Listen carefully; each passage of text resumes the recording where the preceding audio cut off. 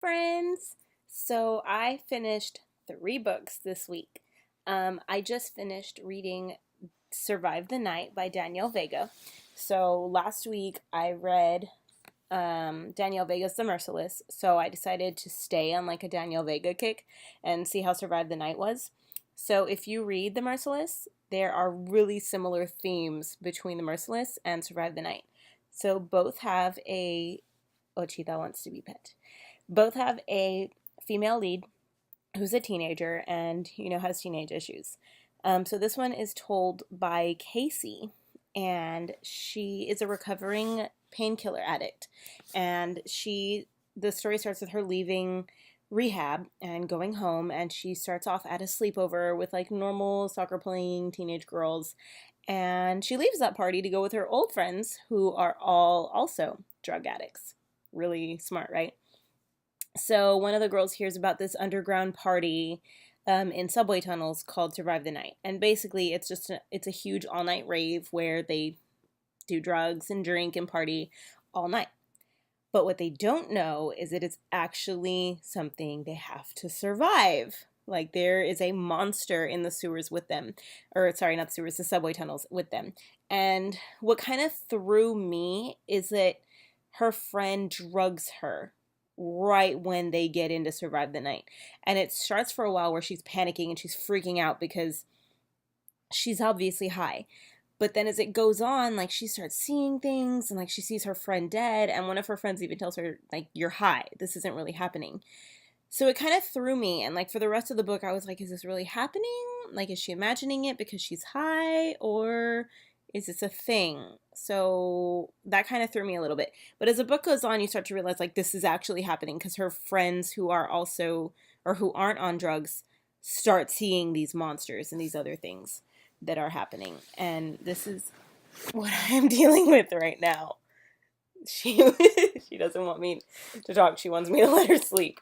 So anyway, the the rest of the people she's with, one is her ex-boyfriend, and of course she finds out that her ex-boyfriend was sleeping with her friend while she was in rehab, and see similar themes about sleeping with your best friend's boyfriend.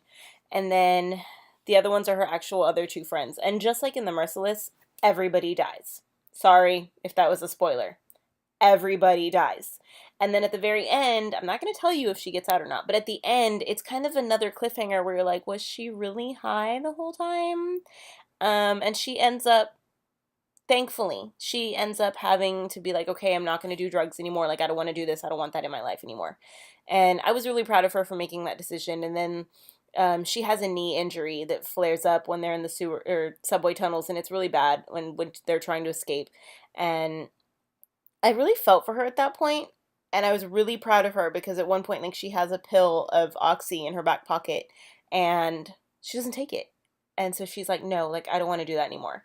And when her injury comes back to be an issue, she tells her parents, no, no, no painkillers, like, not even ibuprofen, because she doesn't want to go back to that. So I was really, really proud of her, and I really like the Danielle Vega books. Oh, gee, that's kicking me.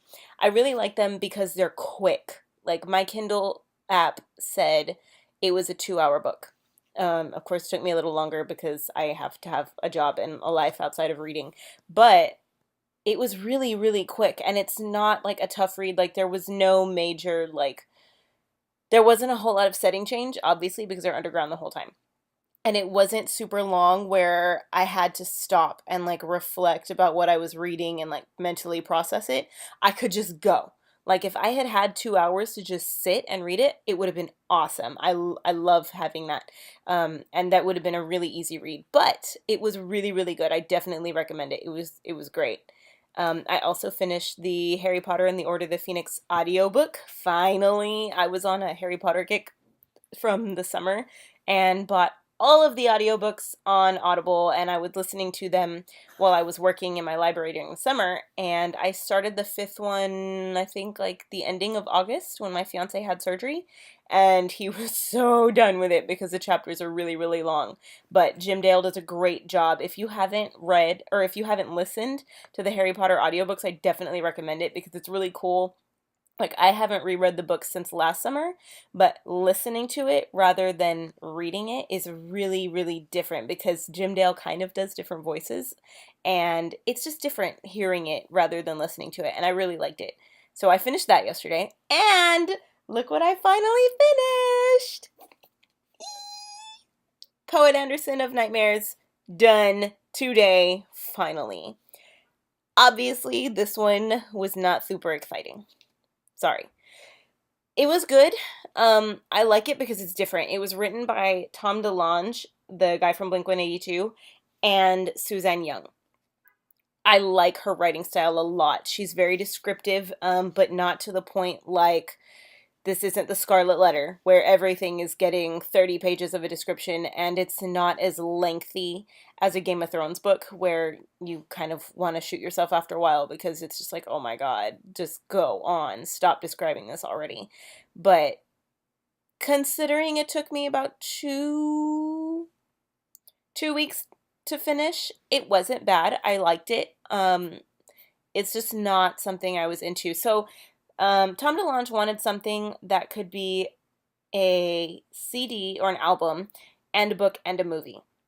And he put all three together into one, and then they used the screenplay to write the book, and it's also a graphic novel.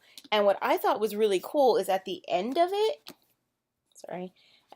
on the last page, it said, like, it showed the music and then the animation and then where I can see the comic book series. So that was really cool, and I totally appreciate that because I actually really like Angels and Airwaves, so I'm probably going to download that soundtrack and listen to it, and I'll probably watch the animation to see how it levels up because, you know, book nerds, we got to compare. So it was cool. It was really interesting take on lucid dreaming. So the main boy, Jonas, is a lucid dreamer. And he has to learn how to control his dreams. And he's something called a poet, meaning he can control the dreamscape.